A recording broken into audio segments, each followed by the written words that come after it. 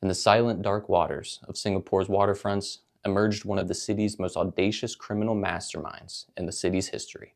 Amidst the glittering skyscrapers and the booming economy of the 1970s, the swimming trunk gang, led by the charismatic Kong, turned these serene waters into their personal escape routes. With over 500 robberies to their name, they didn't just steal valuables, they shattered the illusion of the safety among the city's elite. As we dive into the most notorious heists, we uncover more than the thrill of the chase. We explore a riveting chapter of crime that pushed an entire city to rethink its battle against the lawbreakers.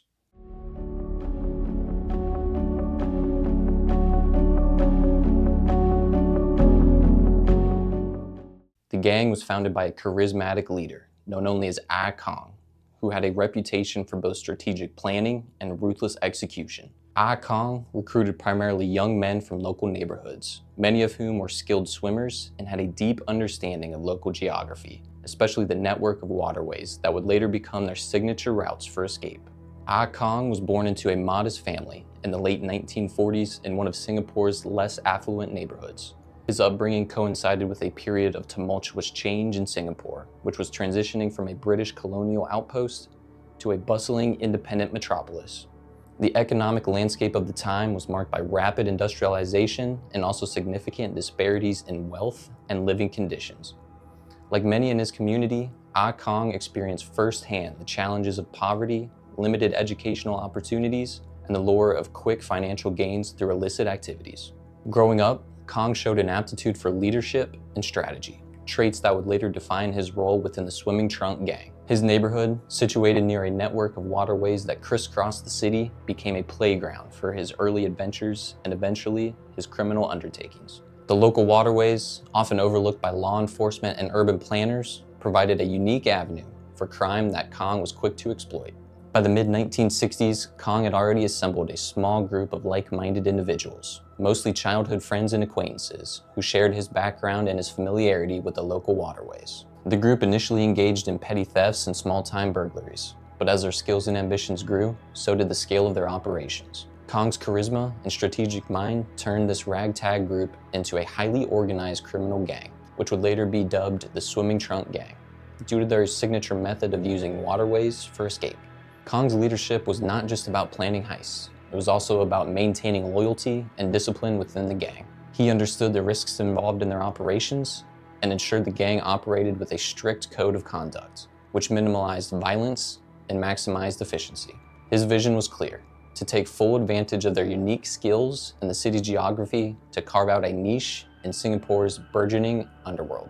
Within certain circles, they were seen as Robin Hood-like figures, symbols of resistance against a socio-economic system that many felt disenfranchised from.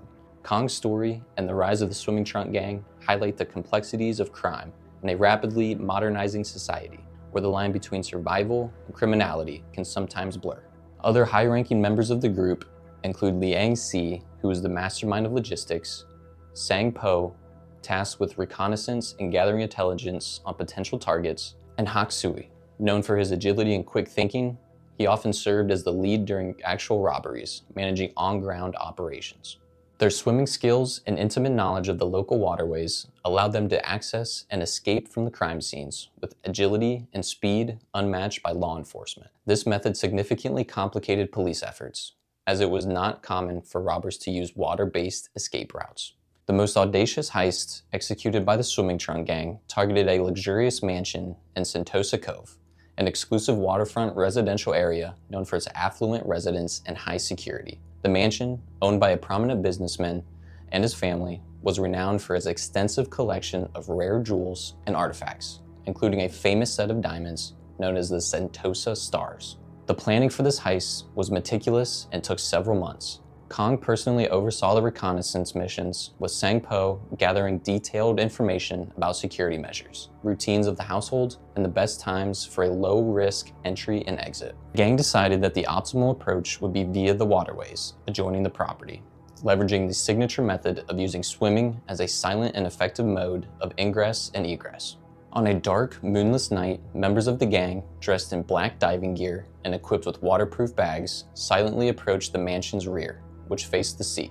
Avoiding the motion sensors and cameras that guarded the main entrances, They used glass cutters to quietly break into the mansion from a less secured balcony on the second floor, which they had identified as a weak spot in the security setup. Once inside, the group quickly disabled the internal security system, a task that Hak Sui, known for his technical expertise, executed with perfection. They made their way to the safe room, where the Sentosa stars and other valuables were stored. Using advanced lockpicking tools, they accessed the safes and removed the valuables, all while maintaining radio silence to ensure coordination without alerting the household. With the loot secured, the gang retraced their steps, exiting through the same balcony and swimming back to their rendezvous point, where a getaway vehicle awaited. The entire operation took less than an hour, and the gang left no direct evidence of their identities.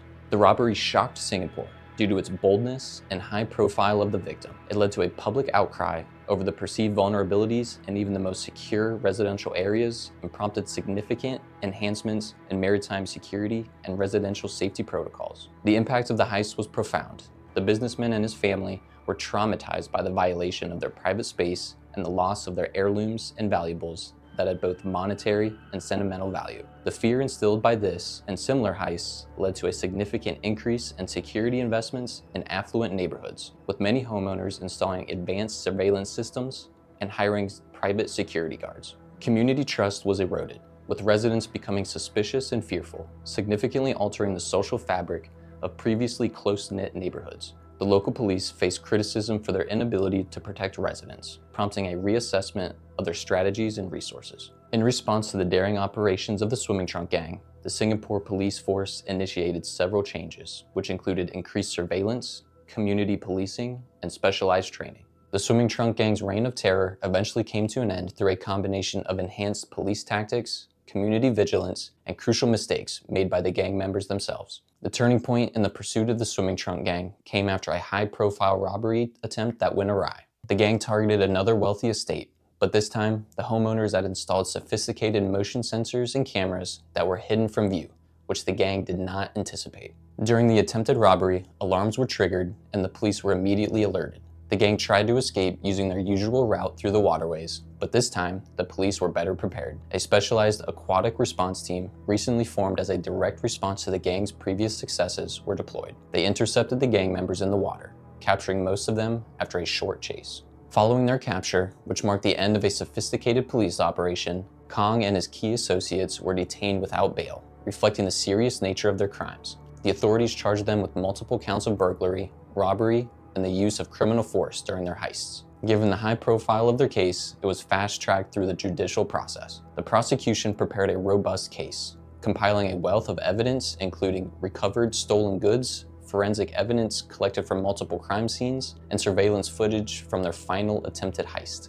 The trial of the swimming trunk gang was a landmark event in Singapore's legal history, drawing substantial media coverage and public interest. Held in a high-security courtroom, the proceedings were marked by stringent security measures due to the high-profile nature of the defendants and the intense public scrutiny. Kong and his associates faced a panel of seasoned judges. The prosecution presented detailed testimonies from law enforcement officers who detailed the gang's operations and their eventual capture. Key witnesses, including former gang members who had accepted plea deals in exchange for their testimony, provided inside information of the gang's methods and their roles for various members. The defense attempted to mitigate the severity of the charges, arguing that the economic hardship and lack of opportunities were significant factors that led these men to crime. They highlighted Kong's leadership in ensuring that the gang avoided violence, portraying him as a product of his environment who resorted to crime out of necessity rather than malice. The judges, after deliberating over extensive evidence and testimonies, found Kong and his top associates guilty on all counts. Given the scale and impact of their crimes, as well as the premeditated nature of their operations, the court handed down severe sentences. Kong received a life sentence, a decision meant to serve both as a punishment and a deterrent to others. His key associates received various lengthy sentences depending on their involvement and the evidence against them. The trial of the swimming trunk gang had significant ramifications for Singapore's judicial system. It prompted a reevaluation of the legal provisions dealing with organized crime. In the years following the trial, the Singaporean legislature passed stricter laws on gang-related activities and enhanced the penalties for repeat offenders and those involved in organized crime, reflecting a hardline stance against the growing threat of such networks. The case also led to reforms in the procedural aspects of how similar cases are handled, including improvements in witness protection programs, given that some former gang members testified against their peers. These reforms bolstered the integrity and the efficacy of the judicial process in handling organized crime cases. The audacious exploits of the swimming trunk gang captured the public's imagination and have been featured in various forms of media. Documentaries and crime drama series have portrayed their heists, focusing on the ingenuity of their methods and the dramatic nature of their capture. These portrayals often emphasize the dichotomy between their criminal genius and the societal harm they caused, sparking debates on the glamorization of crime versus its reality. One of the most significant lessons from the swimming trunk gang's activities is the importance of community involvement in crime prevention. The heightened community vigilance and cooperation with police that it developed in response to the gang's robberies has become a model for community policing efforts elsewhere. The swimming trunk gang saga is a testament to the dynamic interplay between law enforcement and crime. Ultimately, the swimming trunk gang story is not just about crime. It's about a society's enduring capacity to rise above its challenges, safeguard its members through unity, innovation, and a steadfast commitment to justice. Hey everyone, thank you for joining me as we dove into the history of the swimming trunk gang. If you enjoyed the video, please feel free to like and subscribe. If you have a topic you'd like to see me cover in the future, drop a comment. And always remember, don't drink the Kool-Aid.